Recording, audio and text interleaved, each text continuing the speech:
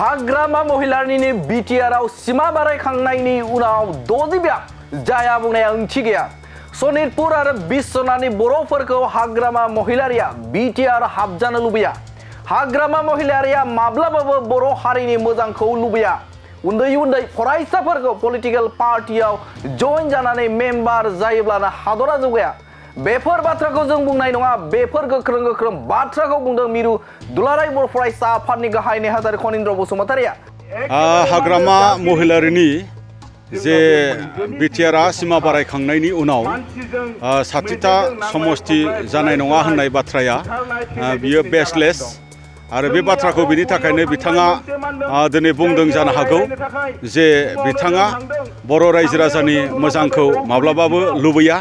थांनाय साननैसो आगोलाव बिपिएफ हानजायाव उन्दै उन्दै लाइमोन फरायसाफोरा जइन जानाया ससियेल मिडियायाव गोबां गोसारदों आरो बिनिनो सायाव गोख्रों फिननाय होदों दुलाराय बर' फरायसा आफादनि गाहाय नेहाथारि खनीन्द्र बसुमतारिया। फरायनाय कलेजाव फरायनाय आरो हायार सेकेन्डारि फरायनाय बा इउनिभार्सिटि फरायफुबाय थानाय मानसिफोरा बबेबा मोनसे पलिटिकल पार्टियाव एक्टिभलि मेम्बारशिप लानानै खामानि मावोब्ला जे माने हादरा गाबोननो माने बिराद जौगासिगोन आरो हारिया गाबोननो बिराद जौगासिगोन बेखौ माब्लाबाबो जोङो माने एक्सपेक्ट जोङो खालामनो हाया। बिथाङा बुंबावदों हाग्रामा महिलारिया बिटिआरआव 60टा बियाब जाया होनना बुंनाय बाथ्राया ओंथि गैया। हाग्रामा महिलारिया माब्लाबाबो बर' हारिनि मोजांखौ लुबैया। सनितपुर आरो बिश्वनाथसिम सिमा बारायनायखौ होबथानोसो नाजाबोदों होननानैबो गोबां गोख्रों गोख्रों रावजों फिनजाथाय होदों बिथां खनीन्द्र बसुमतारिया। दानिया फैनो बिथां खनीन्द्र बसुमतारिया मा बुंदों नोंथांमोननि गेजेराव बड'लेण्ड बुब्लिया होनि। हाग्रामा महिलारिनि जे बिटिआरआ सिमा बारायखांनायनि उनाव 60टा समष्टि जानाय नङा होननाय बाथ्राया बियो बेसलेस आरो बे बाथ्राखौ बिनि थाखायनो बिथाङा दिनै बुंदों जानो हागौ जे बिथाङा बर' रायजो राजानि मोजांखौ माब्लाबाबो लुबैया आरो बिथाङा माब्लाबाबो सनितपुर आरो बिश्वनाथनि माने जे 6 सिडुल माने जेनाखि सिमा बारायनाय बेखौ बिथाङा माब्लाबाबो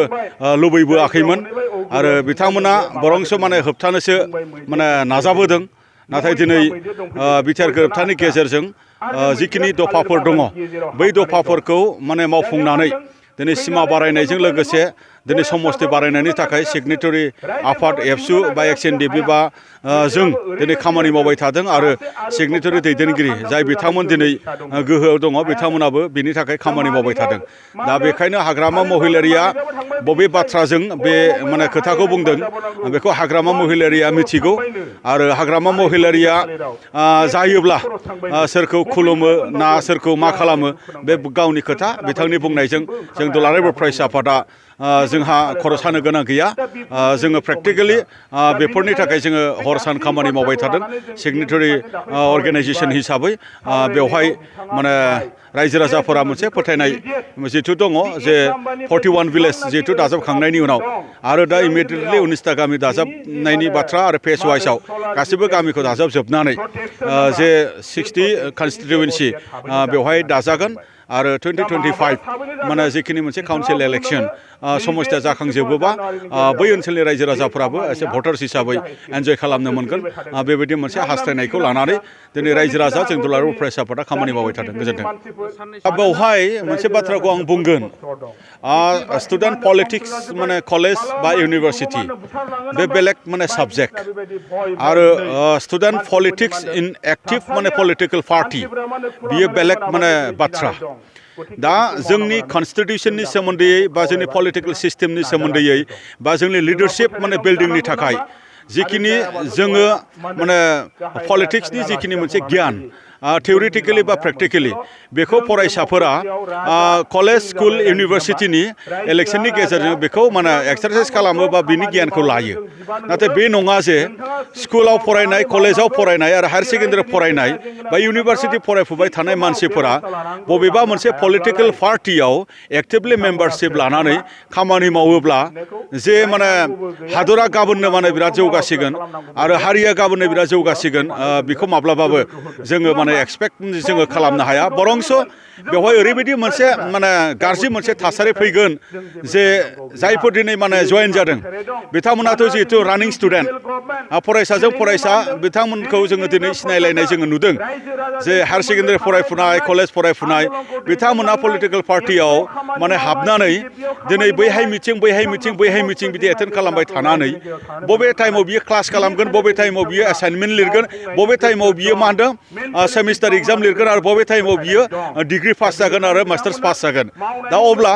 ड्रप आउटनि जिखिनि अनजिमा बेबायदि थासारिया बारायनो थांगासिनो दङ आरो ड्रप आउट बारायनाय लोगो लोगो आनएमप्लयमेन्टनि समस्या बियो बांसिनै जानो थांगासिनो दङ आरो बेबायदियाव समाजा जौगानायनि अनगायै गाहाय फारसे थांगोन बेनि थाखायनो आं आपिल खालामो एस ए स्टुडेन्ट माने अर्गेनाइजेसन सासे बिबानगिरि हिसाबै स्कुल कलेज इउनिभारसिटियाव जे स्टुडेन्ट पलिटिक्स खालामो बेखौ माने डेम'क्रेटिकेलि बेखौ पिसफुलि खालामनानै जिखिनि मोनसे माने गियान लानांगौ बेखौ जोङो लानो हायो नाथाय जे बेबायदि एक्टिभ मोनसे पलिटिकेल पार्टियाव बेबायदि थांनाया जायाबा मोजां जायो आङो बेखौ साफ्रोम फरायसाफोरखौ आङो आर'ज खालामो आङो आपिल खालामो मानो होनोबा दिनै हिउमेन रिसोर्सनि दिनै जोंनियाव गोनांथि दङ UPSC आनजाद APSC आनजाद माखासे माने टेकनिकेल कम्पिटिटिभ एग्जामिनेसन बा माखासे जोंनि एन्टारप्रेनारशिप जे जोंनि मोननांगौनि बाथ्रा बा जाथियाव लिडारशिप माने लाफैनांगौनि बाथ्राफोरखौ जुदि नायोब्ला जोंनो क्वालिटि इडुकेसन नांगोन आरो जोंनो रिसोर्स पार्सन नांगोन बेनि थाखाय बै बाथ्राफोरखौ सानथ'आबा मोजां जायो गोजोन्थों सना रुफा आरो हिरानि जुवेलारि गाननो मोजां मोनग्रा सुबुंफोरनि थाखाय गोजोनथाव खौरां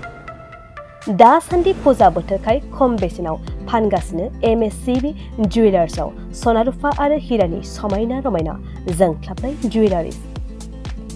MSCB जुवेलार्सआव मोननो हागोन राजकोट जुवेलारि कास्टिं जुवेलारि कलकाता जुवेलारि मेसिनजों बानायनाय जुवेलारि आरो आखाइजों बानायनाय जुवेलारि लोगोसेनो हाबा हुखायाव गाननो थाखाय सना आरो हिरानि समायना जुवेलारिसफोरखौबो मोननो हागोन MSCB जुवेलार्सआनो दं क'क्राझार सहरजों नांजाबनाय क'क्राझार रेल गेटनि साखाथि वार्ड नं 5 बिबेकानन्द पथआव MSCB जुवेलार्सजों थोंजोङै जगाजग खालामनोबो हागोन 9954273079 जानबुं अनजिमायाव